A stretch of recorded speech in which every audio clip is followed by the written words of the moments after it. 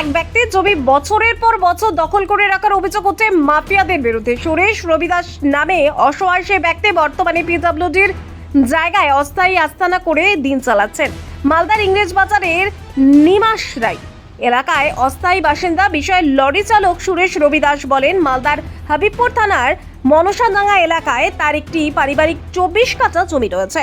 সেই জমি দখল করে রয়েছে কিছু বছরের পর বছর ধরে। এর আগে সরকারের আমলে বিভিন্ন জায়গা অভিযোগ জানালেও কোনো ব্যবস্থা নেওয়া হয়নি, হুমকি দিচ্ছে। বাধ্য হয়ে তিনি মুখ্যমন্ত্রীর দায়িত্ব হয়েছেন। নতুন সরকার এসেছে, তার আশা এবার তিনি জমি ফেরত পাবেন। বিজেপির উত্তর মালদা সাংগঠনিক জেলা সভাপতি প্রতাপ সিং বলেন, জেলা প্রশাসনকে বলবো যার কাছে সঠিক কাগজপত্র রয়েছে সমস্ত অভিযোগ খতিয়ে দেখে যথাযোগ্য ব্যবস্থা নিতে। ওখানে এই হরিপুর ওই রাহুতাড়া ওই মনসাডাঙ্গা বলে একটা জায়গা আছে, সেখানে আমার 24 শতক জমি রয়েছে। আমি যখনই যাচ্ছি তখনই হুমকি মারামারি কাটাকাটি এই করবে, এই করব, ধ্যান করব, হ্যান করব, মারা ধরা করব। আমাকে ওখানে জায়গার কাছে যেতে দিচ্ছে না, আমাকে ভিড়তে দিচ্ছে না। হ্যাঁ, ওরা জোর জুলুম করে আমার জায়গাটাকে দখল করে রেখেছে।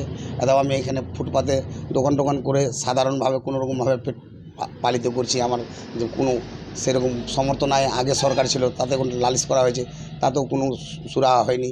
এই নতুন সরকার এসছে, আমি নতুন মুখ্যমন্ত্রীকে আমি আমাদের জানাচ্ছি যে না, আমার জায়গাটাকে মানে ভালোভাবে উদ্ধার করে দেওয়া হোক। হ্যাঁ, আমার জায়গাটা মোটামুটি এই আপনার ওই 15-20 বছর থেকে এরকমভাবে বেদখল হয়ে আছে।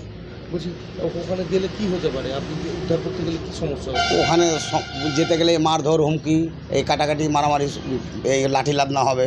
হ্যাঁ, কুড়াল চালাচালি হবে, এরকমভাবে সব